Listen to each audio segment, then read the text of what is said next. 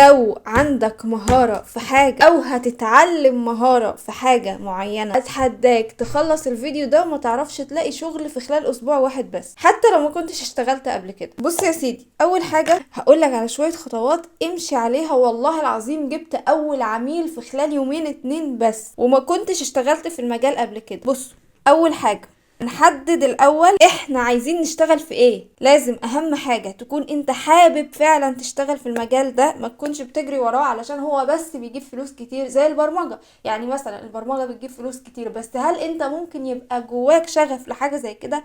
ممكن لا. فلو لا، لو مش حابب ورايح لها بس عشان تجيب منها فلوس، انت ممكن ما تعرفش اصلا تبدع فيها. فلازم تكون الحاجة طالعة من قلبك ان انت عايز تشتغل في الحاجة دي. وصدقني والله العظيم مهما كانت الحاجة دخلها قليل، كل ما هتبقى كرييتيف فيها ومبدع، كل ما هتجيب منها فلوس ودخل اكتر مع الوقت. انا عن نفسي حبيت ان انا اشتغل في الكتابة لان هي دي هوايتي والحاجة اللي بحبها واللي بعرف اعملها بأقل مجهود وابسط امكانيات. تاني حاجة، تعلم المهارة لو هي لسه مش عندك. ايه بقى هي المصادر اللي هنتعلم منها؟ عندنا يوتيوب مليان اي حاجه، اكتب كورس اي حاجه هيطلع لك منه.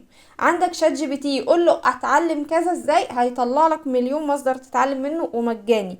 مليون مصدر مجاني حرفيا، مش هتدفع جنيه، مش لازم تروح تدفع 10,000 جنيه في الكورس الفلاني. في مليون مصدر ممكن نتعلم منه اللي احنا عايزينه من غير ما ندفع جنيه واحد. انا عن نفسي بسمع لاي حد بيتكلم في المجال اللي انا مهتمه بيه، وباخد من خبراته الحاجه اللي تناسبني واللي اقدر فعلا اطور بيها من نفسي ومن الحاجات اللي عندي او اللي هتضيف لي. تالت حاجه، انا قلت ان احنا دلوقتي ما عندناش سابقه اعمال، فلما نيجي نقدم على شغل محتاجين ان احنا نقدم حاجتين: السي في بتاعنا اللي فيه المهارات اللي احنا بنشتغل بيها والحاجات اللي نقدر نقدمها، والحاجات اللي اشتغلناها قبل كده اللي لما هتتقري قبل الانترفيو او في الانترفيو بناء عليها هيتم يا القبول يا اما الرفض. طيب الحاجات دي احنا ما اشتغلناش قبل كده، هنجيبها منين؟ هقولك، تعمل حاجة اسمها مشاريع وهمية.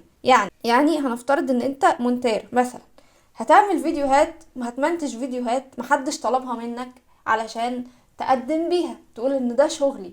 ما تقولوش انا لسه جديد جربني، لان يعني الجملة دي ممكن في ناس ما تحبش انها تضيع وقت وتجرب حد مع مش شايفه له شغل. لا، اعمل شغل لنفسك محدش طلبه منك وقدم بيه. اعمل مشروع واتنين وتلاتة واربعة وقدمه، طلع فيهم احسن حاجة عندك. رابع حاجة بقى، هنجيب العميل ازاي؟ انا عارفة ان اللي هقوله دلوقتي ده غريب جدا، بس والله العظيم هي دي الطريقة اللي انا بجيب بيها شغل.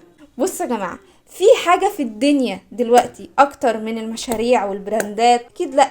طب في مشروع او براند مش عامل له صفحة او مش سايب طريقة للتواصل، بحيث ان احنا لو عايزين نطلب مثلا اوردر او نعمل حاجة على نفس طريقة التواصل اللي محطوطة، هتروح ترمي السي في بتاعك اللي انت هتعمله وهتكتب فيه مهاراتك والمشاريع الوهمية اللي انت عملتها، هترمي الحاجات دي كلها عند اي مشروع او صفحة براند تطلع قدامك، وتعرض نفسك للشغل وتعرض شغلك بطريقة كرياتيف تخليك تتقبل لو هما فعلا محتاجين حد في المجال ده، ولو مش محتاجين يحسوا ان انت خسارة تضيع من ايديهم فيلا نشتغل مع بعض. طيب برضو اجيبهم منين؟ حاجة بسيطة جدا جدا جدا، هنروح لشات جي بي تي نسأله، نقول له في كل مجال يعني احنا دلوقتي لو رحنا لشات جي بي تي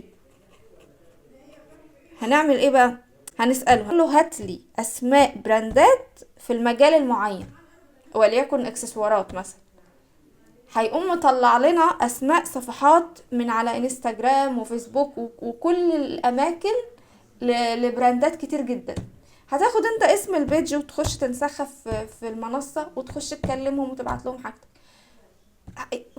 كل المجالات بقى، اي مجال اكتب له هات لي البراندات او صفحات بتعمل الحاجه الفلانيه، هيجيب لك كتير قوي. خلص اللي في كل مجال، وعلى فكره ما بيجيبش كل حاجه، يعني لما يجيب دول قول له هات تاني، وما يخلص قول له هات تاني، وما يخلص قول له هات تاني، لحد ما ايه تبقى مثلا تلاقي نفسك مثلا بعت ل 50-60 حد في المجال ده، شوف مجال تاني وابعت، وهكذا.